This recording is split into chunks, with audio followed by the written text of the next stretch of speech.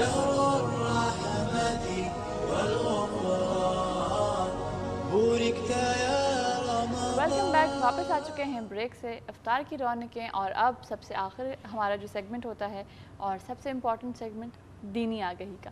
اور آج ہمارے ساتھ یہاں پہ جو مفتی موجود ہیں ان کا نام ہے مفتی فیصل جاپان والا. اور آج ہم جس اللہ پاک کے نام پہ بات کریں گے وہ ہے البرو. جی اچھا یہاں تھوڑی سی کنفیوژن آئی کہ البرو یا البرو.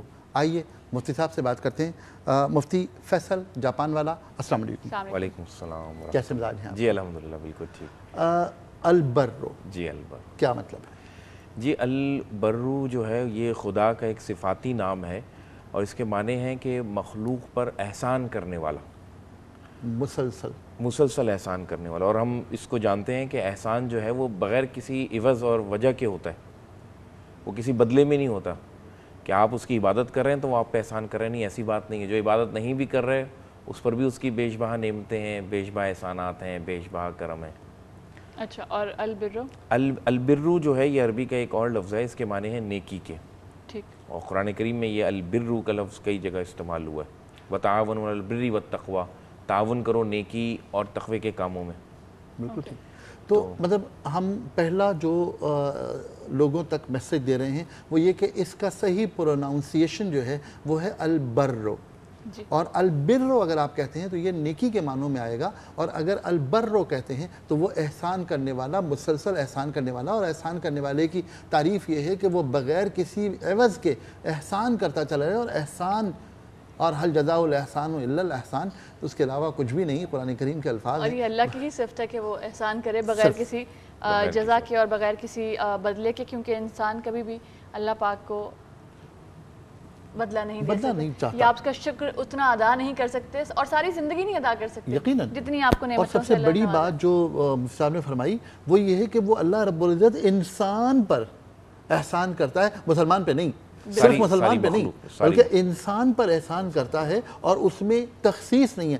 دراصل جو ہم عام طور پر کہتے ہیں نا کہ اسلام بنیادی طور پر محبت کا دین ہے، وہ دراصل اسی لیے ہے کہ ہمیں اللہ رب العزت نے محبت سکھائی ہے. اور شاید یہی تصور اب عام طور پر لوگوں سے محو ہو گیا تو اس لیے کہیں کچھ اور بن گیا ہے. ورنہ دراصل اسلام جو ہے وہ سراسر احسان کا، سراسر محبت کا مذہب ہے اور بنیادی طور پر یہی بات ہے. تو اللہ رب العزت احسان کرنے والے ہیں اور مسلسل احسان کرنے والے ہیں. اس احسان میں کیا اس میں جو دیکھیں سب سے پہلے جو میرے ذہن میں ایک بات آ رہی ہے نا وہ یہ کہ احسان سے بڑھ کر، یعنی جو بات ہم ابھی کر رہے ہیں کہ مخلوق پر مسلسل احسان کر رہے ہیں اور بغیر کسی بدلے اور عوض کے کر رہے ہیں، اس سے بڑھ کر ایک اور بات بھی ہے کہ جو اس کے مخالف ہیں، جو اس کو نہیں مانتے، جو اس کی نافرمانی کرتے ہیں، ان پر بھی اس کے احسان اور اس کی بیش بہا نعمتیں اور رحمتوں کی بارش جو ہے وہ جاری رہتی ہے. یقیناً.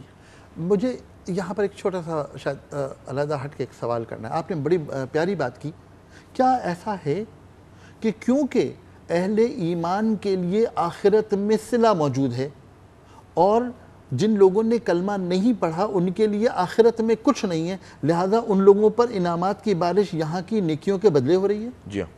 کیا ایسا ممکن ہے؟ جی ہاں بالکل ایسا ممکن ہے. قرآن کریم میں بھی ایک جگہ آتا ہے کہ جو کیا کہتے ہیں ہم پر ہمارے لیے دنیا میں نیک کام کریں گے اور اسلام قبول نہیں کریں گے، ہم ان کو دنیا کے اندر ہی نعمتوں سے نواز دیں گے.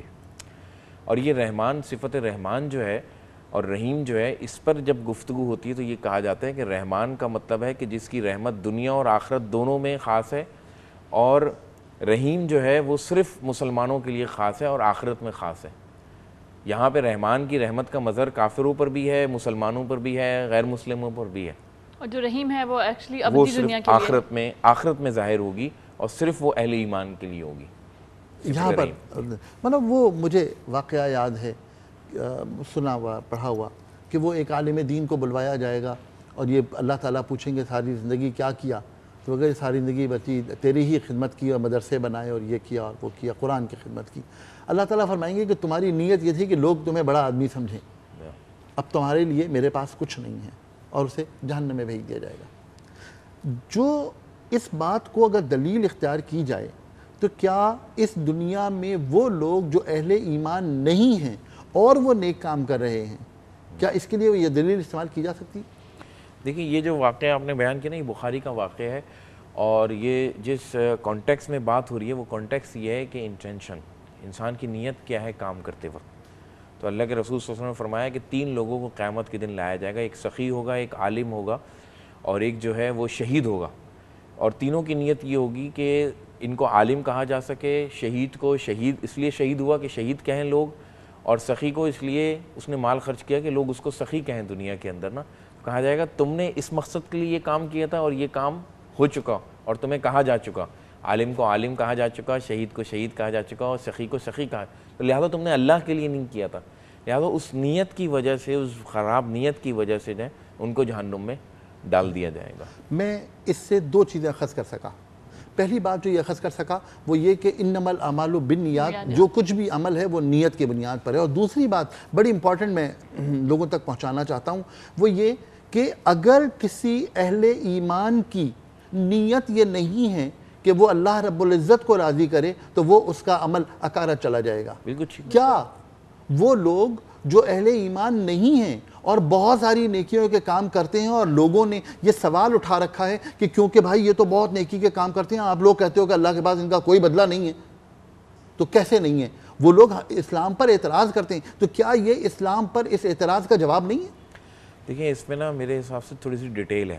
ہم جن کو کہہ رہے ہیں اہل ایمان نہیں ہے، اس میں 2 کیٹیگریز ہیں. ایک کیٹیگری وہ ہے جو خدا کو مانتے ہیں، جو یہودی ہیں، جو عیسائی ہیں، حضرت عیسیٰ کو مانتے ہیں، حضرت داؤد علیہ السلام کو مانتے ہیں، پچھلے انبیاء کو مانتے ہیں.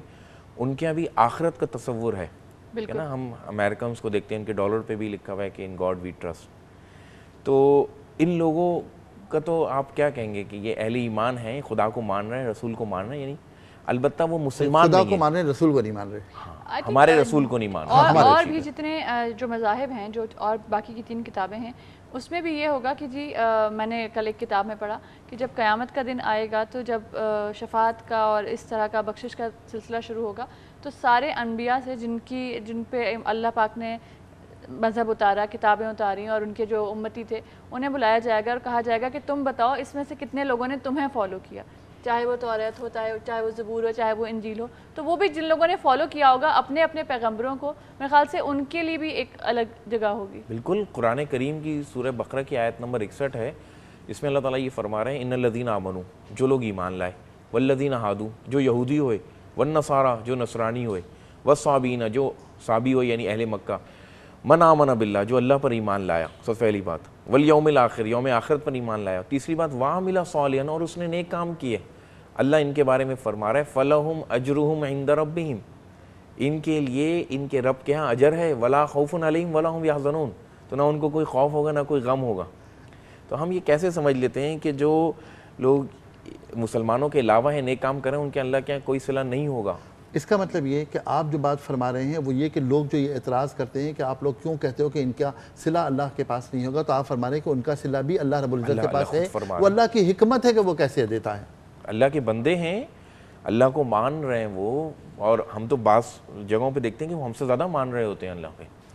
دیکھیں نا کہ دنیا میں جو اسلام کی چیزیں ہیں، جو امن و آشنی کی چیزیں ہیں، اس کو کون زیادہ مان رہے ہے نا. میں نے ایک عالم کے بارے میں انگلینڈ میں سنا، وہ کہہ رہے تھے کہ یہ صرف کلمہ گو نہیں ہے، باقی جو ہے اسلام کی ساری چیزیں ان کیا ہیں، صفائی ان کیا ہیں، سچائی ان کیا ہیں، ایفائے عہد ان کیا ہیں، وعدہ پورا کرنا ان کیا ہے، ایک دوسرے کے حقوق کا خیال کیا ہے کہ آپ وہاں پہ کوئی اپنے گھر میں ایسی چیز نہیں بنا سکتے کہ برابر میں جو ہے نا وہ اس کی خوشبو جائے، اس سے تکلیف ہوگی، آپ دال میں بھگار نہیں لگا سکتے.